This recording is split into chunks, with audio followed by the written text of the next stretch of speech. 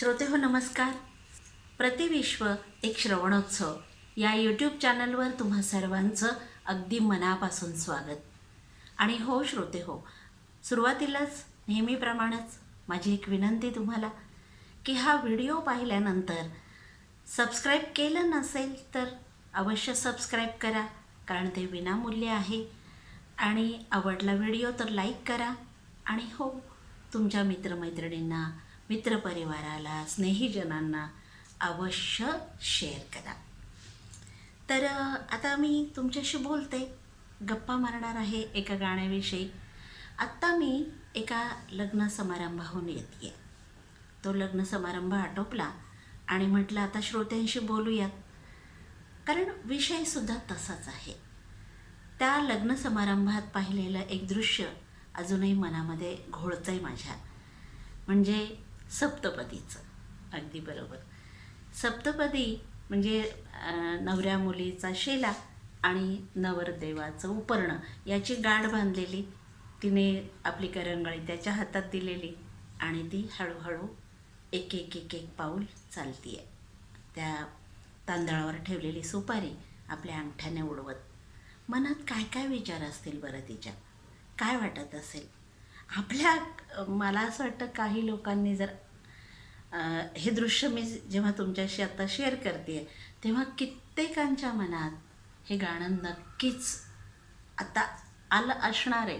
काना मनात रुंजी घालायला सुरुवात पण झाली असणार आहे. सप्तपदी हे रोज चालते. अगदी बरोबर, पी सावळारामांची ही रचना आहे आणि त्याविषयी आज मला खास आठवण आली आहे. आणि आणखीन एक कारण आहेच आहे, पी सावळाराम यांचा स्मृतिदिन आहे आणि त्यांच्या स्मृतिदिनी त्यांचं हे भावगीत आपल्याला आठवायलाच हवं, हो की नाही. अर्थात हेच भावगीत काय, तुमच्या मनात अनेक गाणी असतील, कारण पी सावळाराम म्हटलं की झरझर झरझर झर भावगीतांची एक लिस्ट तुमच्या मनामध्ये तयार होते. आणि लग्न समारंभ आता सध्याचा जो सगळा सोहळे आपण आता बघतोय, लग्न सराई आहे, तर हे गाणंसुद्धा तुम्हाला आठवलं असेलच. गंगा जमुना डोळ्यात उभ्या का, ते असेल मुलीची पाठवणी करताना किंवा सुनेला घरात बोलवताना, नाही का, मुली तू आलीस आपुल्या घरी, हे असेल. अनेक गाणी आहेत, पण मला आज या गाण्याविषयीच बोलायचं, सप्तपदी हे रोज चालते. तर पी सावळारामबद्दल सुद्धा आपण आधी बोलूयात. पी सावळाराम हे नाव कसं काय, एका व्यक्तीने मला विचारलं होतं, तेव्हा मी त्यांना आवर्जून सांगितलं होतं की पी सावळाराम हे खरं म्हणजे त्यांचं नाव नाहीच आहे. त्यांचं खरं नाव, आत्ताच्या भाषेत ओरिजिनल, निवृत्ती रावजी पाटील हे त्यांचं नाव. तर ते कविता लिहायला लागले अगदी त्यांच्या महाविद्यालयीन जीवनापासूनच. पुढं त्यांना HMV कंपनीमध्ये काम मिळालं आणि ते खूप आनंदित झाले. तिथं वसंत प्रभू यांच्याशी घट्ट मैत्रीही त्यांची झाली. आणि तेव्हा वाटायला लागलं त्यांना की हे निवृत्ती रावजी पाटील एवढं लांबलचक नाव घेण्यापेक्षा हल्ली कशी, म्हणजे त्या काळात, म्हणजे त्यांच्या मनातला विचार सांगते की हल्ली कशी, म्हणजे हल्ली आत्ताची गोष्ट नाही आहे, तर त्या काळामध्ये म्हणजे व्ही शांताराम, सी रामचंद्र अशी नावं असायची, तशी प्रचलित झाली होती. एन दत्ता असेल, आठवत असेल तुम्हालासुद्धा, त्या काळामध्ये अशा नावांची खूप चलती होती. मग त्यांनाही वाटलं की आपलं पण असंच एखादं नाव घेऊयात का. तर तेव्हा त्यांनी त्यांचे जे सन्मित्र होते वि स पागे यांच्याशी ते बोलले आणि मग त्यांनी सुचवलं की तू पी सावळाराम असं नाव घे. ते म्हणाले असं का बरं. तर त्यांनी सांगितलं की उषःकाल ही माझी अतिशय आवडती कादंबरी आहे ह ना आपट्यांची, आणि त्या काळामध्ये अतिशय लोकप्रिय झाली होती ही कादंबरी. त्यातली जी सावळ्या नावाची व्यक्तिरेखा असते तिचं साधर्म्य पी सावळारामांशी असायचं होतं. आणि म्हणून त्यांनी सांगितलं की तू असं कर, सावळाराम हे नाव घे. आणि तेव्हापासून पी सावळाराम हे नाव प्रचलित झालं आणि अनेक भावगीतांचे जनक, त्यांना जनकवी असं सुद्धा म्हटलं जातं पी सावळारामांना. तर ते नाव प्रचलित झालं आणि आजतागायत तेच नाव आपण घेत असतो गीतकार म्हणून. तर त्यांनी लिहिलेलं हे सुरेख गीत, हे गीत मला आज आवर्जून आठवलेलं आहे. सप्तपदी हे रोज चालते, तुझ्या सवेते, शतजन्मीचे हो माझे नाते. अतिशय सुंदर गाणं वसंत प्रभू यांनी स्वरबद्ध केलेलं आणि लता दीदींनी गायलेलं. त्यातलं पहिलं कडवं बघा. हळव्या तुझिया करात देता, करांगुली ही रूप गोजिरी, गोड शिरशिरी उरात फुलता, स्पर्शाने जे मुग्ध बोलते, सप्तपदी हे रोज चालते. त्यातली ही जी ओळ आहे ना, स्पर्शाने जे मुग्ध बोलते, बोलायचं कामच नाही आहे, मौन आहे, पण बोलतंय कोण तर स्पर्श बोलतंय. कारण त्या नवऱ्या मुलीने आपली करांगुली, आपली करंगळी नवरदेवाच्या हातात दिलेली आहे आणि तो जो स्पर्श आहे अंगावर गोड शिरशिरी आणणारा, तो सगळं काही बोलतोय असं कवी म्हणतो. गोड शिरशिरी उरात फुलता, स्पर्शाने जे मुग्ध बोलते, सप्तपदी हे रोज चालते. पुढचं कडवं आणि त्यातली ओळ तर बघा मला अतिशय आवडते. करकमळाच्या देठान भवती. आता तुम्ही म्हणाल करकमळ माहिती आहे आम्हाला, करकमळ काय विशेष काय त्याच्यात? करकमळ म्हणजे हात, पण देठाभोवती काय? तर देठ म्हणजे हे मनगट असं त्यांनी कल्पना केली आहे.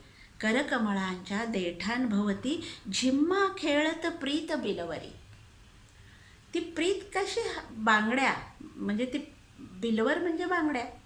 झिम्मा खेळत प्रीत बिलवरी, दृष्ट लाजरी जरी काठी ती, तुझ्या लोचने वळून बघते, सप्तपदी हे रोज चालते. किती सुंदर. म्हणजे तिच्या मनगटावरती असलेले बिलवर जणू प्रीतच आहे त्यांची, तीच बोलती आहे. तिचा जो आवाज आहे, तिची जी किणकिण आहे, तिचं जे सौंदर्य आहे ते सगळं बोलतंय. दृष्ट लाजरी म्हणजे तिथे अतिशय सलज्ज मुद्रा असं आपण म्हणतो नवरीची जी असते, तिथं सगळं बोलण्याचं कामच नाही आहे, शब्दांचं कामच नाही आहे. तो स्पर्श, ते तिची सलज्ज मुद्रा आणि दृष्ट लाजरी जरी काठी ती, तुझ्या लोचने वळून बघते. किती सुंदर, फार सुंदर. मला असं वाटतं की ही पी सावळाराम यांची प्रतिभासुद्धा जरी काठीच म्हणायला हवी, भरजरीच म्हणायला हवी. खरोखरी इतकी सुंदर उपमा त्यांनी दिलेली आहे. आणि शेवटचं कडवं जे अतिशय महत्त्वाचं आहे, प्रत्येक युगुलाच्या दाम्पत्याच्या जीवनातलं 8वं कडवं.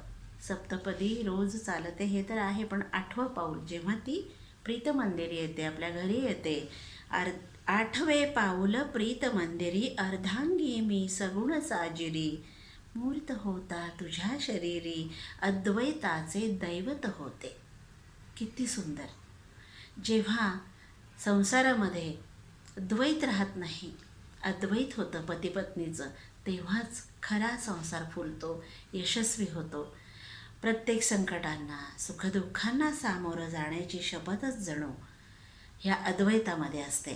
आणि जिथं हे अद्वैत असतं तिथं संसार सुखाचा होतो, हे जणू तिच्या 8व्या पावलामध्ये या कवीने सांगितलेलं आहे. म्हणून ही मला अतिशय आवडणारी कविता, आवडणारं भावगीत कविता. कारण भावगीत जरी असलं, गाणं जरी असलं, तरी ती एक सुंदर कविताच असते, हे निर्विवाद आहे. पी सावळारामांचं गाणं म्हणजे सुंदर कविताच असायची. म्हणून तर आजपर्यंत ती अजरामर, चिरंजीव असं गाणं झालं आहे, ती कविता झाली आहे. असंच होतं ते त्या काळामध्ये. पी सावळाराम यांनी शब्द लिहायचे, त्या शब्दांना वसंत प्रभू यांनी स्वर द्यायचा, स्वरांमध्ये गुंफायचं आणि तो गोफ लता दीदींच्या गळ्यात घालायचा. किती शोभून दिसत असेल ना हे दृश्य? खरंच आहे. म्हणून तर आज आवर्जून आपण ही कविता ऐकणार आहोत. डिस्क्रिप्शन बॉक्समध्ये या गाण्याची लिंक मी दिलीच आहे. माझ्याबरोबर तुम्हीसुद्धा अवश्य ऐका. सप्तपदी हे रोज चालते, तुझ्या सवे हे, शतजन्मीचे होय माझे नाते. ऐकूया.